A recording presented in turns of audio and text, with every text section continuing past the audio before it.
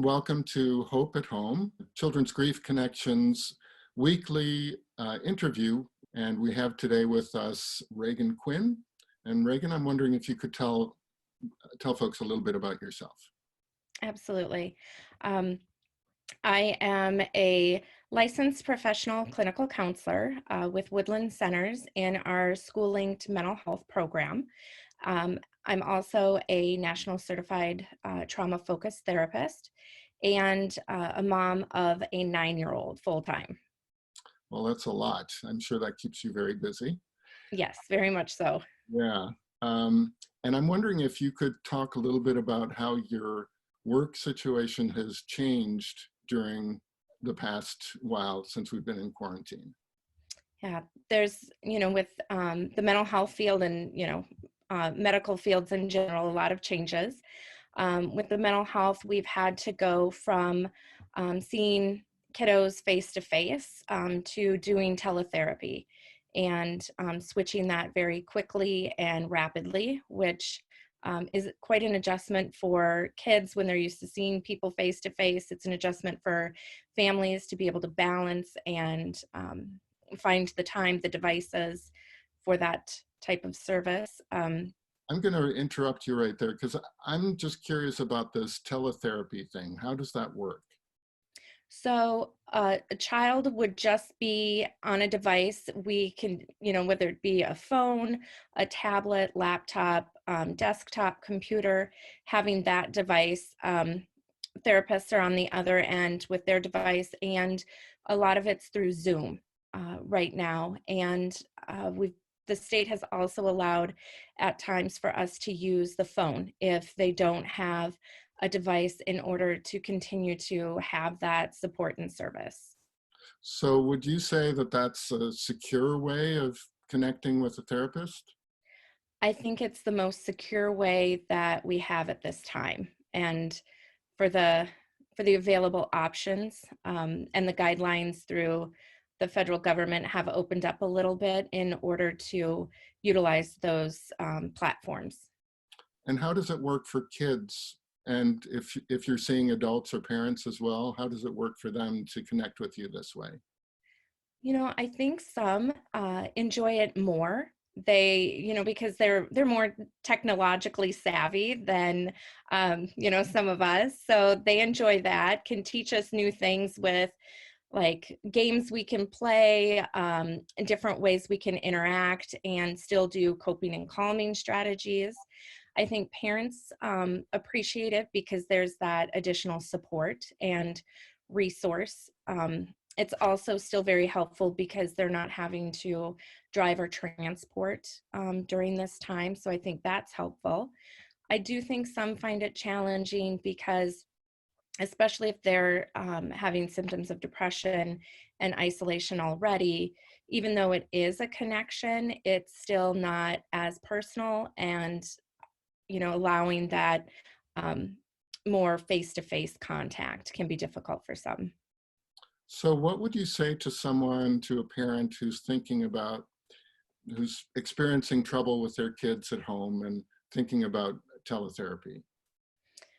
Reach out.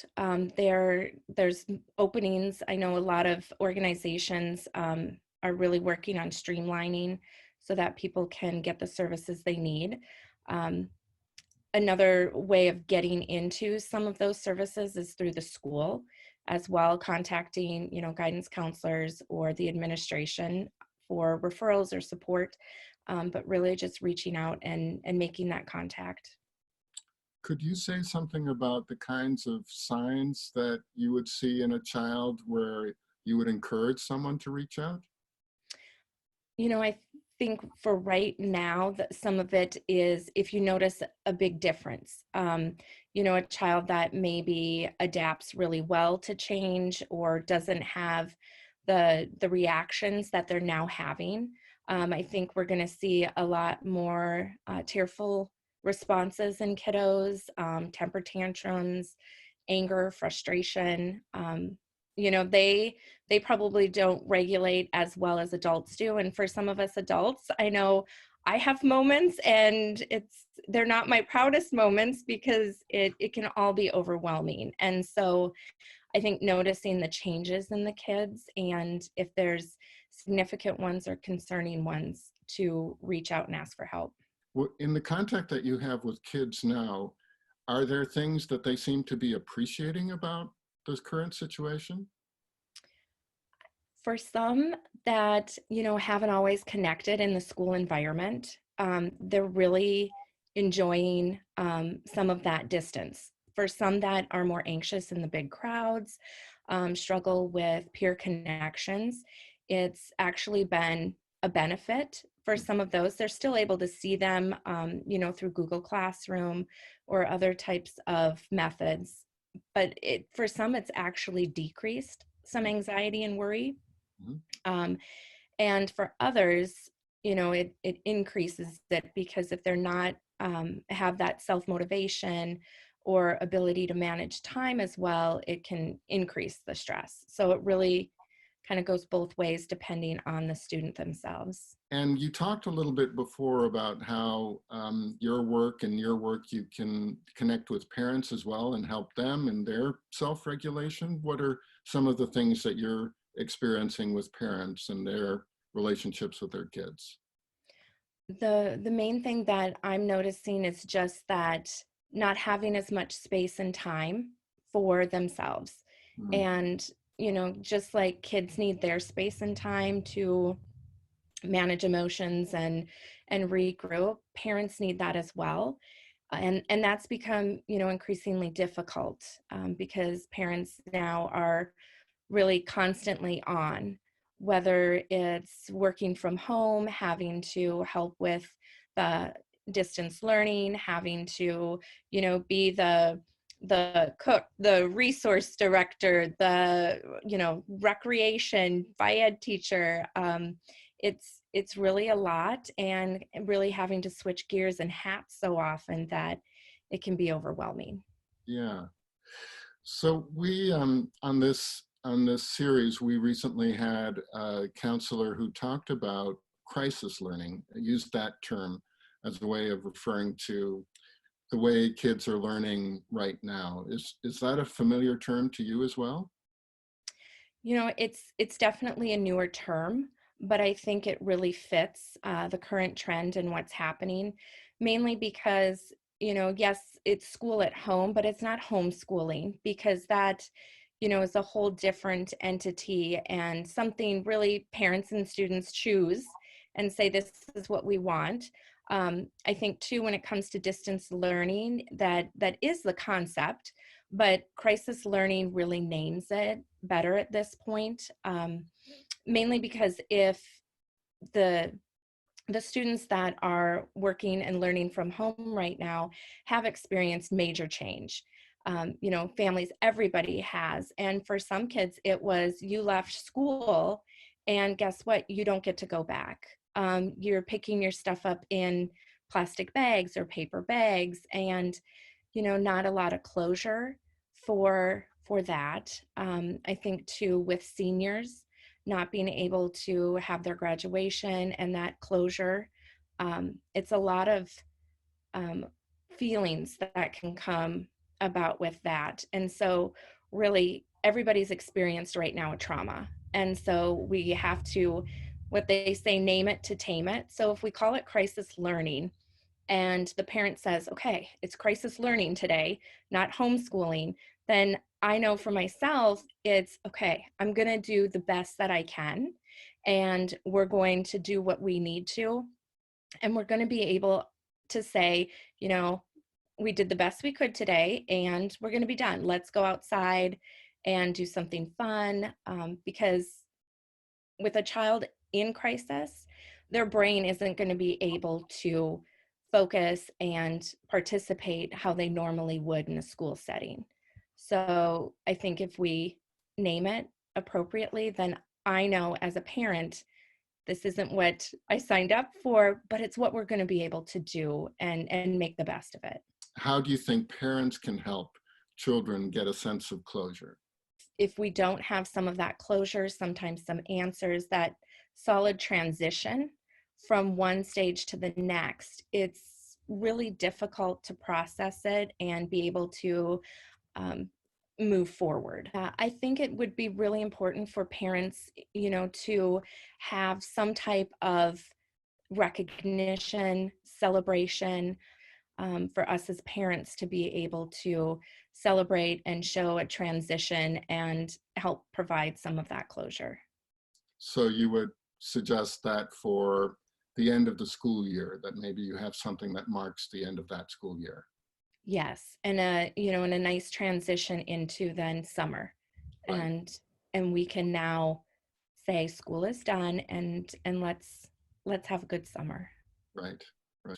You mentioned in the very beginning, you talked about being a mother and that you have a young daughter who is how old? She's 9.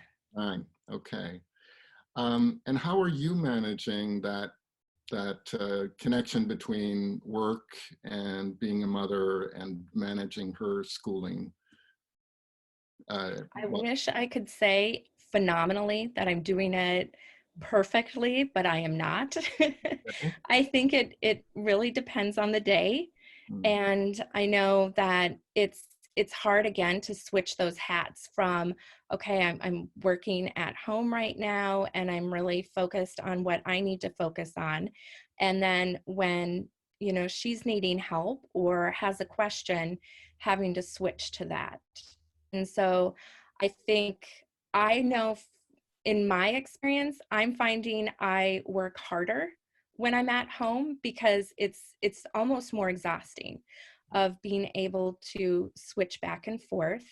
I think it's important too that I've recognized I need to take more breaks throughout the day and still have that different structure of, you know what, okay, it's a lunch break, or you just got to get up, or you got to go outside, and I know that has been helpful. But I think I see in my daughter that it's just as overwhelming because it's not a teacher that's there or somebody that has the answers. We do a lot of Googling, and we ask Alexa a lot of stuff just so that we can get clarification. And I think it goes back to that too. Just do the best you can. And I remind myself that we're doing the best we can. And as long as, my daughter feels safe and loved, I think that's what we can really do as parents. Kids need to feel safe right now. I think also, we throw the word self-care out a lot. And I don't think we always know what that means. And so I've had to find what that means for me. So if my self-care is at 4:30, I shut my computer off and I'm done and I'm not going to look at it. That's helpful for me. I also know that my daughter and we've scheduled out an hour a day where it's just her and I, and we do something. It's not the same time every day, but it's an hour that all electronics are turned off, that we've picked something to reconnect again, because I think I lose that when you're constantly together. So we take for granted that. And so making more of a conscious effort of connecting, I think is really important. And I know that's helped us. that's great. So it sounds like you're scheduling a play date with your daughter. Yeah. Yeah, Yeah, we are. yeah. Well, Reagan, I think we'll stop there, and I just want to thank you so much for helping us, helping me, uh, and learning more about your work, both your work and what's worked for you in handling this situation as a mom, and then also through your work with the schools and with school children. So we're signing off this time from Hope at Home, and thank you again, Reagan. Thank you.